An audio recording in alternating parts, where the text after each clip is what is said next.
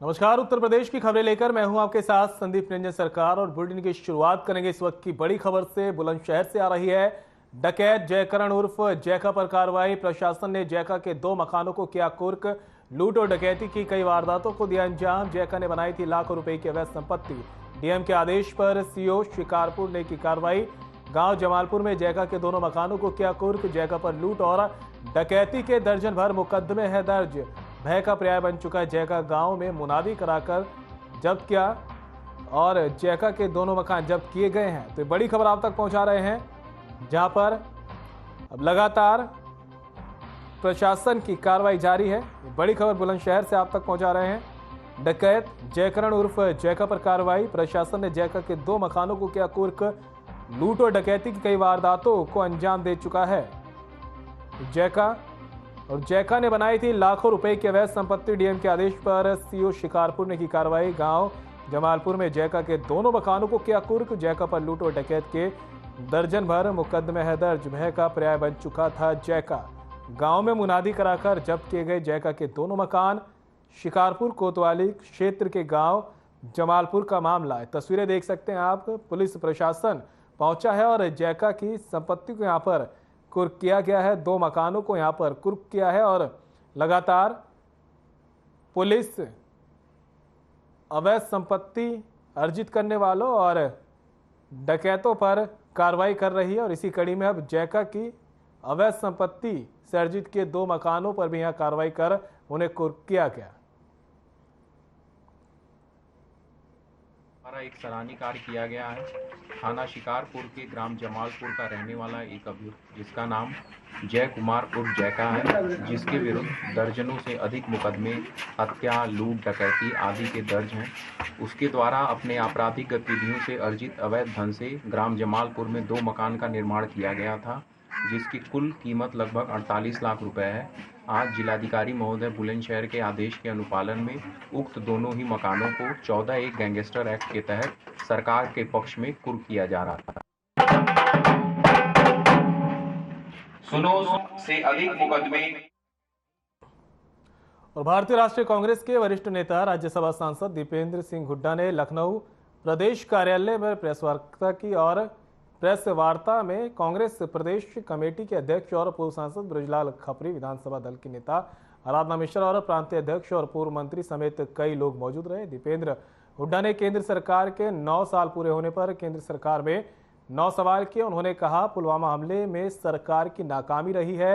वहीं देश में महंगाई और बेरोजगारी को लेकर भी सरकार से सवाल किया है और उन्होंने महिला पहलवानों को लेकर भी यहां पर सरकार पर निशाना साधते वो नजर आए हैं।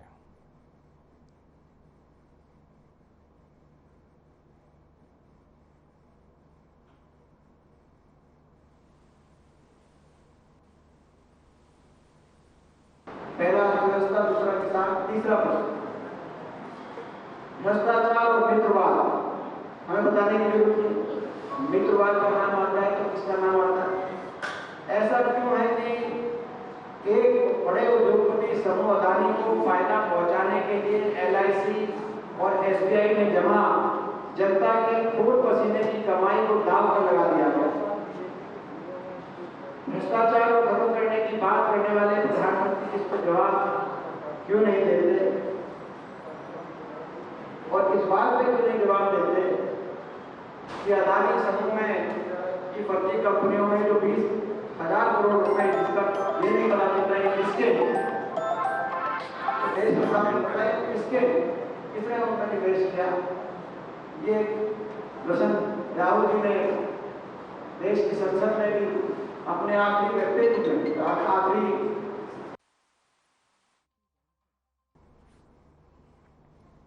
कैबिनेट मंत्री संजय निषाद ने प्रदेश के मत्स्य निदेशालय में वीडियो कॉन्फ्रेंसिंग की है। साथ ही बैठक कक्ष के लोकार्पण के बाद प्रधानमंत्री मत्स्य संपदा योजना, निषाद राज वोट सब्सिडी योजना और मछुआ कल्याण कोष हेतु पोर्टल का शुभारंभ किया। इसी बीच मीडिया से बातचीत करते हुए कहा कि आप सभी दिए गए लिंक पर जाकर अवश्य सूचनाओं को दर्ज कर मत्स्य विभाग की योजनाओं से अवश्य जुड़े।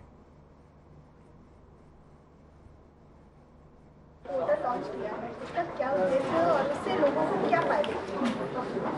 देखिए, पोर्टल से एक फ़ायदा है कि व्यक्ति की ऊर्जा बचेगी और व्यक्ति घर बैठे ही अपना आवेदन कर सकता है, मोबाइल से कर सकता है, अपने लैपटॉप से कर सकता है। और गांव में जो सचिवालय है उसमें जाकर कर सकता है। वो आज से लेकर 15 दिन तक रहेगा और उसमें प्रधानमंत्री का सरकार का हमारी सब्सिडी है और उसमें जानकारी भी ले सकते हैं अपनी क्षमता, अपनी योग्यता के अनुसार और ज़रूरतमंद के अनुसार उसमें अपना आवेदन कर सकता है। आवेदन करके उसके लिए आप कर सकता है। उसमें दुर्घटना बीमा का मुख्यमंत्री संपदा योजना में है कि जो गाँव के पट्टेधारक हैं वो अपना अब तक हम उनको दे रहे हैं और 1 हेक्टेयर पर 1,60,000, मैक्सिमम 2 हेक्टेयर है, 3,20,000 है। और मैंने पिछले बार के तो पोर्टल पर कर सकते हैं। निषाद राज वोट योजना एक है पोर्टल, वो भी फोन है, उसमें हम 40% सब्सिडी देंगे और उसमें उनको रक्षा जैकेट है, जाल है, जो भी उनको ज़रूरत होगा उसके लिए हम देंगे। तीसरा उसमें है कि आज के दिन में पहली बार है मत्स्य पालक कल्याण कोष की स्थापना हुई है और उसमें हम लोगों ने उसके एक अम्ब्रेला है, उसके नीचे रहने वाले लोगों को, गरीब मछुआरे, उनका मकान, उनके लिए कम्युनिटी हॉल है, उनके इलाज के लिए है।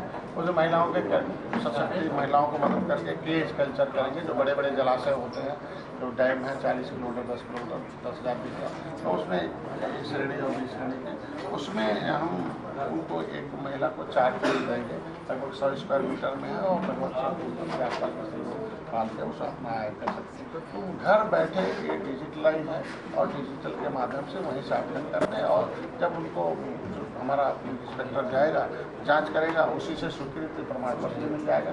मतलब उन्हें कहीं दौड़ने की जरूरत नहीं है। अपनी ऊर्जा को अपने विकास में लगाएं, अपने ज्ञान में लगाएं और अपने इस व्यापार में लगाएं।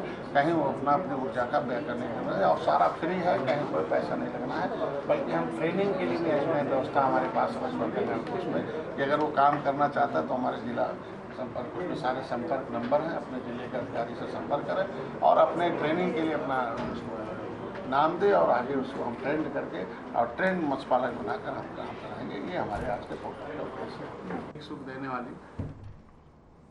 और फर्रुखाबाद में अलग अलग घाटों पर गंगा दशहरा पर गंगा नहाने आए लगभग 1 दर्जन युवक गंगा में डूब गए। गोताखोरों की मदद से 6 युवकों को सकुशल गंगा से बाहर निकाला गया। गहरे पानी में चले जाने से युवक गंगा में डूबे। दोस्तों ने गंगा में डूबता देख स्ट्रीमर बुलाकर बचाने का प्रयास किया। 4 के शव बरामद किए गए कि गोताखोर की तलाश कर रहे हैं। युवकों के डूबने से पुलिस व्यवस्था की पोल खुल गई है। पुलिस के पांचाल घाट पर मुस्तैदी के बाद भी 8 युवक गंगा में डूबे। पुलिस ने 1.5 दर्जन सुरक्षा व्यवस्था में लगाए गए थे नावें और पीएसी जवानों को गंगा में डूबने वालों को बचाने के लिए।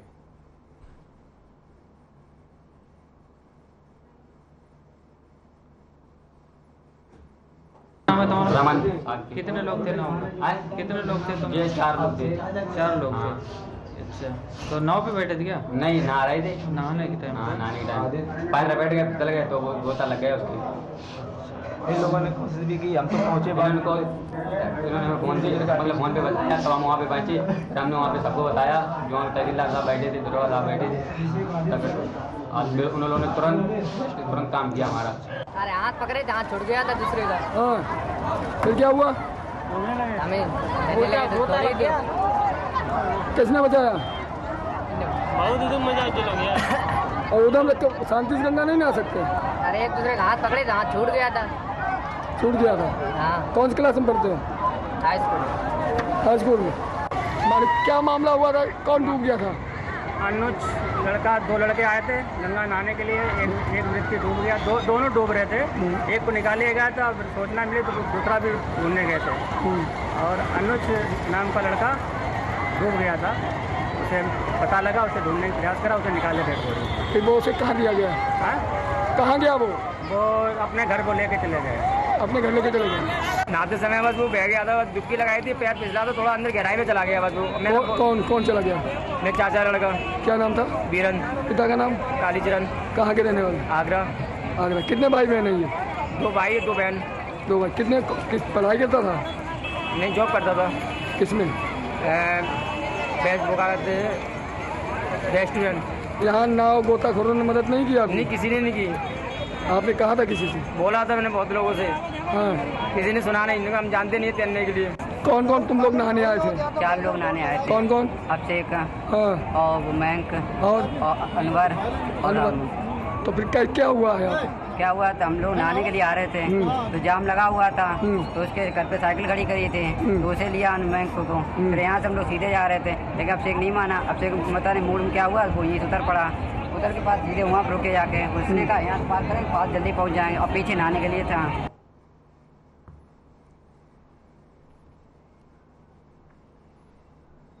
और कन्नौज में गंगा दशहरा पर स्नान करने आए 2 श्रद्धालु युवकों की डूबने से मौत हो गई। दोनों के शवों को घाट पर तैनात गोताखोरों ने कड़ी मशक्कत कर बाहर निकाला है। आपको बता दें, दोनों युवक फर्रुखाबाद और कन्नौज के रहने वाले थे।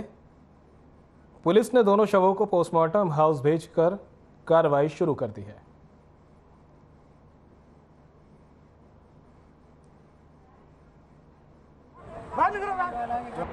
एक ऋषि नाम के युवक थे जो तालिग्राम से थे, और एक थे कौशल जो कि काइंडिंग फर्रुखाबाद से थे। दोनों ही मृत अवस्था में यहाँ लाए गए थे। दोनों को डिक्लेयर करके मौचरी भिजवा दिया। शुभ नाम था आपका? डॉक्टर हरी।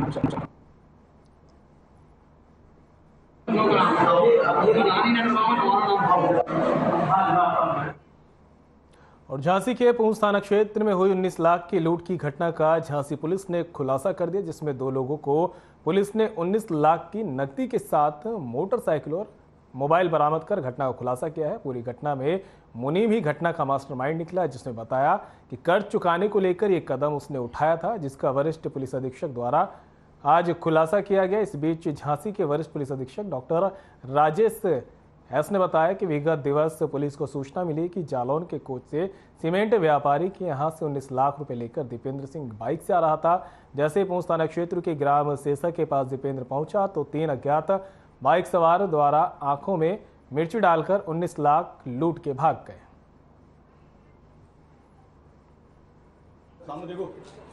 कारोबारी का जो कलेक्शन एजेंट है वो कोंच जो जनपद जालौन से अपना कलेक्शन का पैसा लेके निकले थे, और झांसी जनपद एंटर करते ही उनका साथ एक घटना हुआ था, जिसमें उनका द्वारा कहा गया था कि 3 व्यक्ति मोटरसाइकिल से आए थे और उनका आंख में मिर्ची पाउडर डालकर पूरा पैसा लेकर फरार हो गया।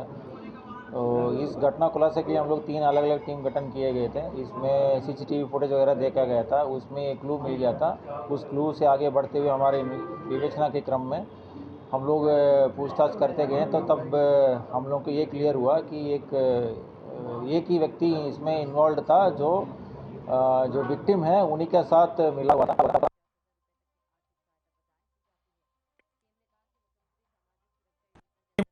जिला अधिवक्ता संघ के अध्यक्ष विनय कुमार सिंह अधिवक्ता की अध्यक्षता में सदर कोतवाल चंद्रशेखर सिंह के भ्रष्टाचार मनमानी करने के खिलाफ अधिवक्ताओं ने मोर्चा खोला है। परेशान वकीलों की मांग है कि चंद्रशेखर सिंह कोतवाल के गैर जनपद तबादले की मांग की गई है। 24 घंटे के अंदर मांग पूरी ना हुई तो वकील अनिश्चितकालीन धरने के लिए तैयार हैं। कुछ समय पहले ही सदर सीट से बीजेपी विधायक योगेश वर्मा कोतवाल पुलिस और उनकी कार्यप्रणाली से विधायक को धरने पर बैठना पड़ा था। अधिवक्ता के साथ रविवार को की गई अभद्रता के विरोध में सोमवार को मुख्यमंत्री को संबोधित एक ज्ञापन अतिरिक्त मजिस्ट्रेट को सौंपा है। ज्ञापन में अधिवक्ताओं ने इकट्ठा होकर कलेक्ट्रेट में कोतवाल मुर्दाबाद के नारे भी लगाए।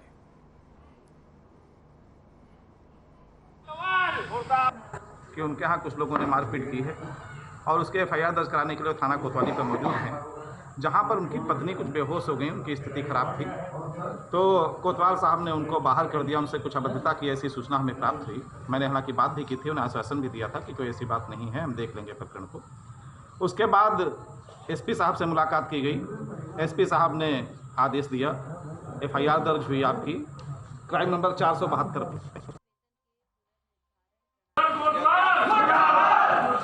कोतवाली प्रभारी निरीक्षक।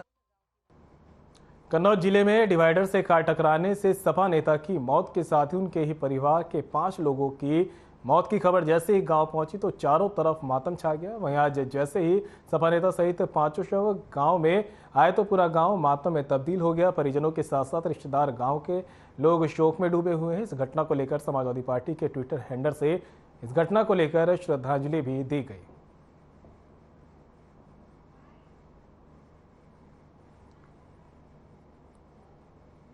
सुरेश जी, क्या हुआ, कैसे ये हादसा हुआ था, कुछ है जानकारी? लखनऊ से लौट रहा था फंक्शन से, रास्ते में आते समय इसको तिरवा के नज़दीक आकर के कहीं टर्निंग पे इसको झपकी आ गई। झपकी आने से गाड़ी डिवाइडर से टकरा गई। गाड़ी टकराने के बाद गाड़ी बैक होकर नीचे खड्डे में 3-4 पलटी लिया। जो भी मेंबर उसमें थे बराबर उसी में चिपकते चले गए। कहाँ के रहने वाले लोग? आप राहुल आपका कौन? बानवे है। क्या हुआ, किस तरीके से? वो वहाँ शादी करके वापसी आ रही थी, तो रास्ते में तिरवा जैसे ही 195 उतर रहे थे ये, तो पता नहीं किस कारण वजह से उन्होंने टकरा गया किससे, वहीं से मृत हो गई। इसमें 5 आदमी टकरा से मृत हो गई। कौन कौन थे? राहुल कृष्ण मुरारी हमारी बहन हुई है, आशा देवी हमारी बहन है, और राहुल हमारा भांजा है, लक्ष्मी हमारी बहू है, आयांश नाती है। लखनऊ में 2024 के लोकसभा चुनाव को लेकर बीजेपी पूरी तैयारी में जुट गई है, जिसको लेकर बीजेपी युवा मोर्चा प्रदेश कार्य समिति की इंदिरा गांधी प्रतिष्ठान बैठक की गई। लोकसभा की 80 की 80 सीटों को जीतने के लिए बीजेपी लगातार बैठकें कर रही है। वही बैठक में डिप्टी सीएम केशव प्रसाद मौर्य के साथ प्रदेश अध्यक्ष भूपेंद्र चौधरी, विधायक पंकज सिंह सहित कई नेता भी मौजूद रहे।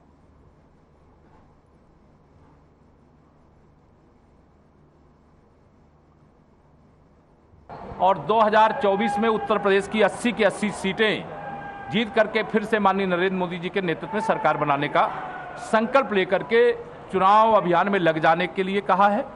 और आज से माननीय नरेंद्र मोदी जी के नेतृत्व वाली सरकार के 9 वर्ष पूरे होने पर महासंपर्क अभियान शुरू हो रहा है। ये महासंपर्क अभियान 2024 में महाविजय के लिए है और मुझे पूरा विश्वास है जिस प्रकार से जनता का समर्थन है, गरीब का समर्थन है, किसान का समर्थन है, नौजवान का समर्थन है, महिलाओं का आशीर्वाद है, उसके आधार पर हम उत्तर प्रदेश में तो 80 की 80 सीटें जीतेंगे, ऐसा मेरा विश्वास है। देश में 2019 से ज़्यादा सांसद भारतीय जनता पार्टी के माननीय नरेंद्र मोदी जी के नेतृत्व में फिर से सरकार बनाने के लिए जीतेंगे, यह मेरा भरोसा है।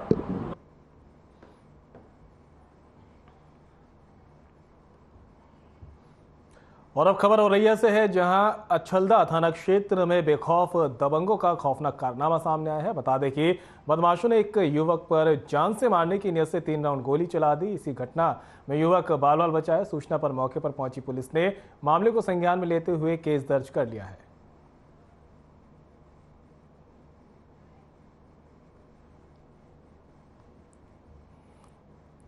नाम क्या है? सौरभ सिंह। कहाँ रहते? बैसवाली। ये गोली का मामला क्या पूरा मामला है? हम गांव से आ रहे थे, तेल लगा के बाजार जाना था। नीटू था, नीटू, अरविंद, राघवेंद्र और उसका साला लल्ला, 4 लोग थे, 2 मोटरसाइकिलें थी। इधर जैसे यहाँ पे मुड़ने को थे, इधर से वो आया, सामने से फायर कर दी मेरे ऊपर। 3 राउंड चलाए थे, जैसे तैसे इधर को यहाँ तक उन्होंने पीछा करके चलाई, फिर सीधे भाग ले गए। फिर सीधे हम गाड़ी लेके भगा के चले गए। अच्छा, कितने लोग थे? 4 लोग। अच्छा, तो क्या फायरिंग भी की? हाँ, 3 राउंड फायरिंग की है और ये सब मोनू के कहने पे हो रहा है। मोनू कहाँ रहने वाला? मोनू इसका भाई है। कोई पुरानी रंजिश तुम्हारी? हाँ, अभी पहले भी घर पे मतलब आके घुस के मारपीट की थी, फर्जी मुकदमा भी लिखवा दिया था हम लोगों के ऊपर। आपने थाना चल्ला में शिकायत की? हाँ, कल भी इन्होंने मुझे घेरा था। मैंने तिवारी जी को फ़ोन पे सूचना दी तो उन्होंने बोला चलो तुम दूसरी रास्ता से निकल जाओ, रहने दो। हम चुपचाप रह गए। फिर मैंने कुछ नहीं बोला, हम दूसरी रास्ता से निकल गए।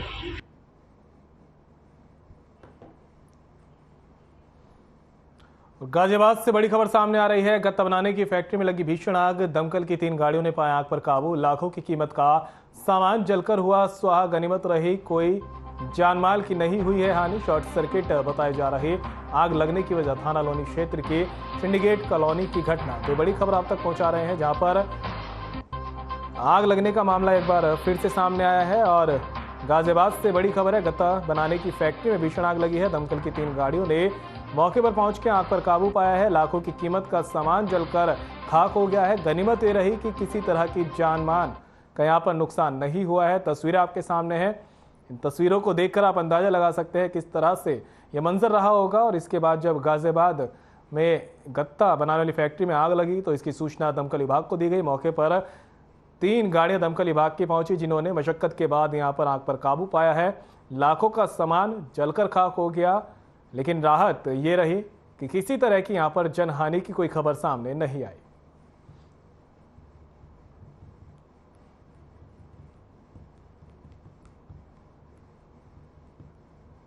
आज रात्रि 12:18 पे लोनी फायर स्टेशन पर सूचना प्राप्त हुई थी। शैल एंटरप्राइजेज गत्ता बनाने वाली फैक्ट्री है जो कृष्णा विहार कॉलोनी में लोनी में पड़ती है।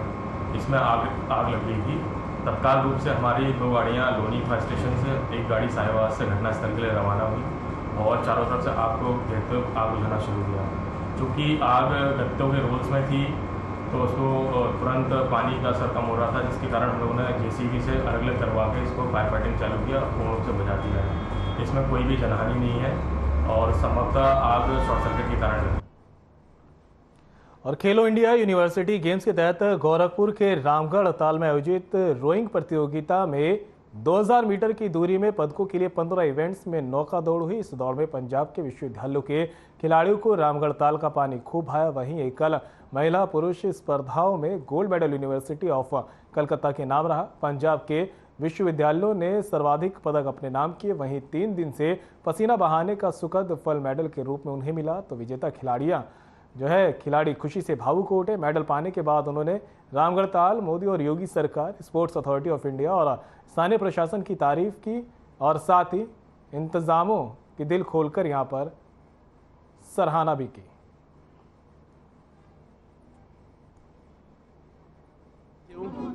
और बहुत अच्छा लगा इधर आकर, बहुत बदलाव हुआ रोइंग करने का, अच्छा लगा इधर आकर। और बहुत इक्विपमेंट, जितने इक्विपमेंट चाहिए उतने सभी इक्विपमेंट प्रोवाइड किए, खाना वगैरह सारा कुछ बहुत बढ़िया था।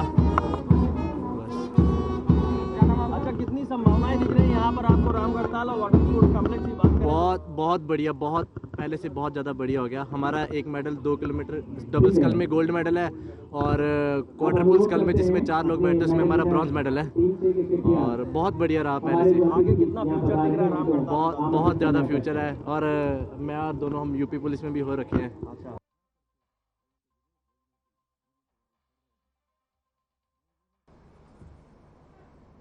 और हमीरपुर से बड़ी खबर सामने आ रही है। सड़क पर बेकाबू ट्रक ने मचाया कोहराम। सड़क पार कर रहे बुजुर्ग को ट्रक ने रौंदा।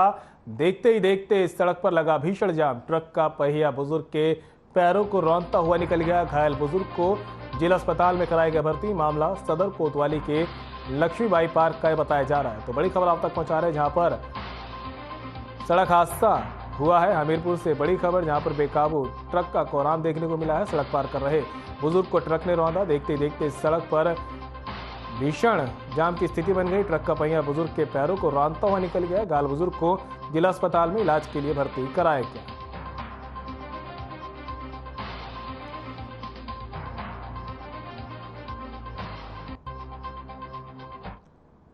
तस्वीरें आप देख सकते हैं, बेकाबू ट्रक किस तरह से आतंक मचाता हुआ हमीरपुर की सड़क पर निकला और सड़क पार कर रहे बुजुर्ग को इस ट्रक ने अपनी जद में ले दिया। और देखते ही देखते सड़क पर भीड़ भी लग गई।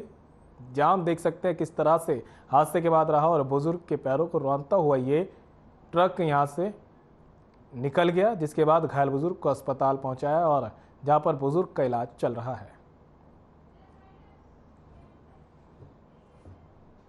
और बुलेटिन में फिलहाल मेरे साथ इतना ही। दीजिए इजाजत, नमस्कार।